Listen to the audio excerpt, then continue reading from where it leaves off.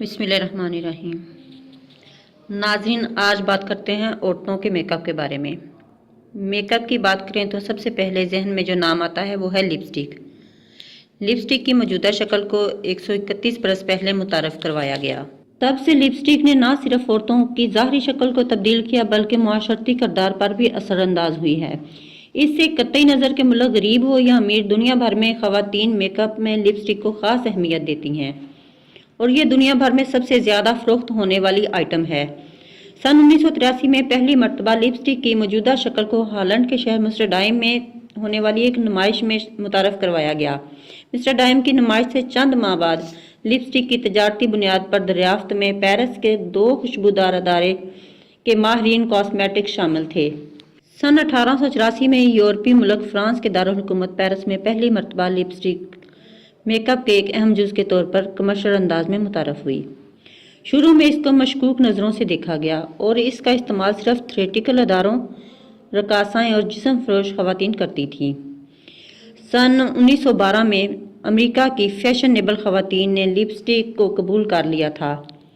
ابتدا میں لپسٹک نہ صرف مہنگی بلکہ ایک لگژری آئٹم تھی۔ عوامی سطح پر اس کی پذیرائی گزشتہ صدی میں 20 کی دہائی میں خاموش فلموں کے دور میں ملی۔ سن 1893 میں امریکہ میں قائم ہونے والی فیشن اسٹوریز کی فیشن کیٹلاگ میں بھی لپسٹک کو شامل کیا گیا تھا۔ یورپ میں فیشنیبل خواتین نے امریکی خواتین کے لپسٹک استعمال کرنے کے 9 سال بعد اسے اپنانا شروع کیا تھا۔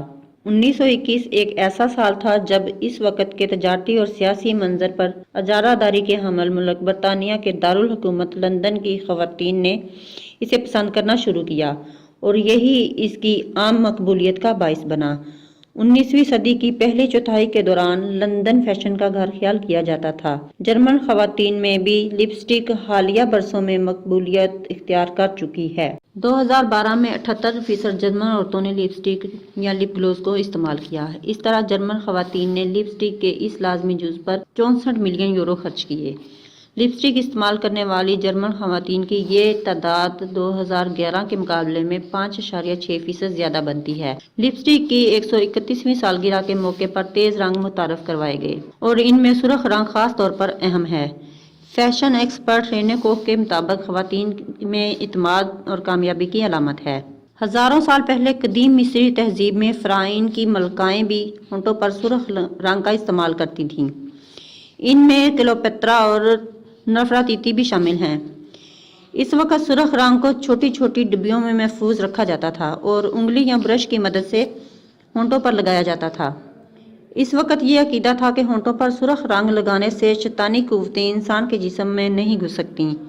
16ویں صدی میں انگلستان میں سفید پاؤڈر سے چہرے کو سفید اور سرخ رنگ سے ہونٹوں کو رنگنا اشرافیہ طبقے کا معروف فیشن تھا۔ عام طور پر لپسٹک کا 60% حصہ موم پر اور 30% مختلف آئلز پر مشتمل ہوتا ہے۔ اس کے علاوہ اس میں مختلف خوشبوئیں اور رنگ استعمال کیے جاتے ہیں اور کبھی کبھار سلیکون کا استعمال بھی کیا جاتا ہے۔ لپسٹک میں استعمال ہونے والا رنگ کوکینیل نامی چھوٹے چھوٹے کیڑوں سے حاصل کیا جاتا ہے۔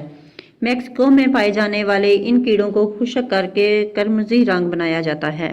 پاکستان میں بھی لپسٹک کی مانگ میں بہت اضافہ ہو چکا ہے۔ اب ہر طبقے کی عورت لپسٹک کو ہونٹوں کی زینت بنانا